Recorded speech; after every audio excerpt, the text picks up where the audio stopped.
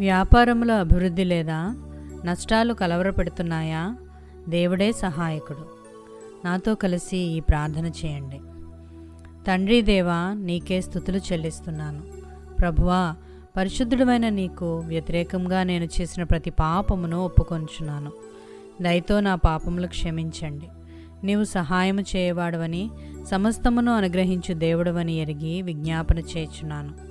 తండ్రి, నా స్వంత జ్ఞానముతో వ్యాపారంలో నష్టపోయాను.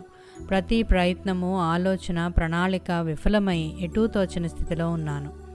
నీవు నీ యందు భయభక్తులు గలవారి చేతి పనులు ఆశీర్వదించువాడవు గనుక నా యందు దయ ఉంచి వ్యాపారంలో వృద్ధి దయచేయండి.